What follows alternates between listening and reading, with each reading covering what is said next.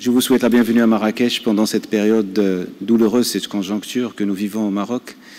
Je vous remercie énormément parce que je considère que votre présence aujourd'hui est un soutien énorme pour le Maroc. De quoi je vais parler aujourd'hui?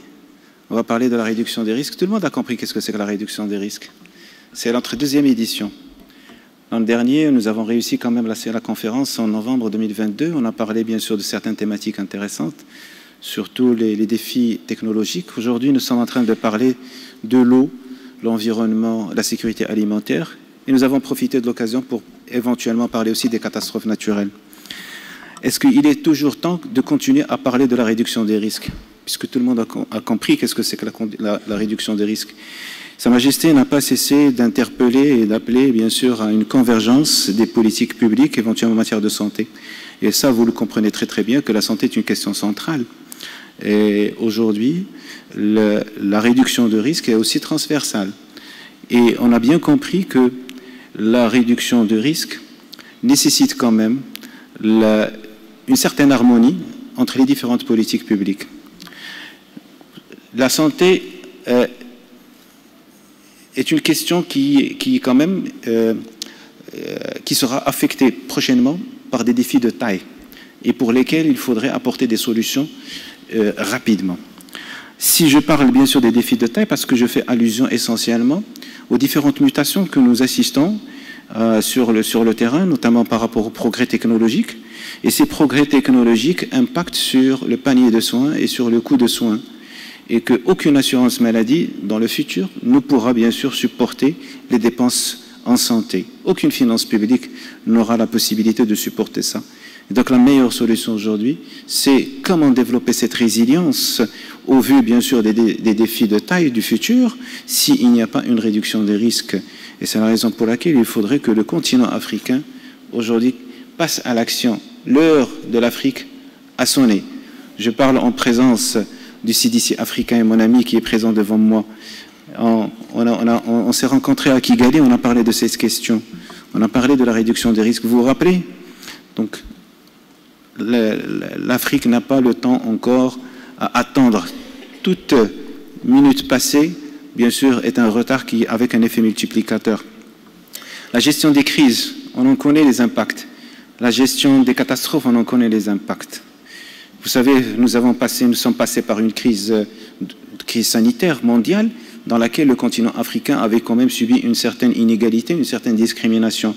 Est-ce qu'on doit encore revivre ce phénomène-là? Loin de là.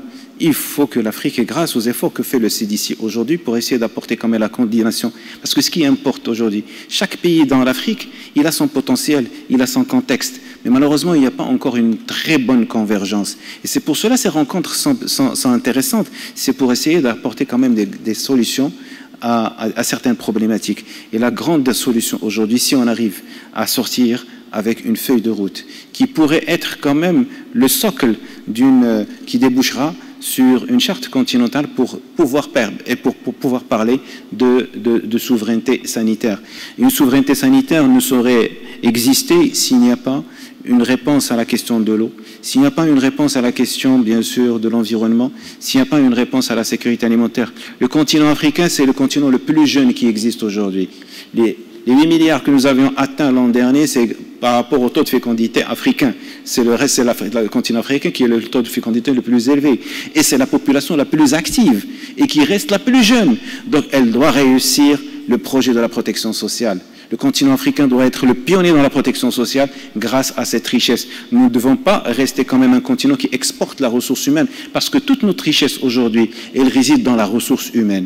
Et ce potentiel-là, il faut le multiplier, il faut essayer quand même de le mutualiser pour que l'on puisse sortir avec des réponses à ces questions, à ces problématiques du terrain. C'est pour cela, bon, la technologie qui changera le métier de la santé, et ça vous le connaissez très bien. La médecine ne sera plus une médecine curative, comme on peut l'entendre. C'est une médecine qui va être demain personnalisée. C'est une médecine qui utilisera plus de génomique, de métabolomique. Et c'est une médecine qui va coûter trop cher pour les finances des pays. Et donc, qu'est-ce qu'il faudrait faire? Il faudrait travailler la main dans la main pour essayer d'avoir une seule vision dans la réduction des risques, car Sa Majesté a dit dans une citation que l'Afrique peut compter sur l'Afrique.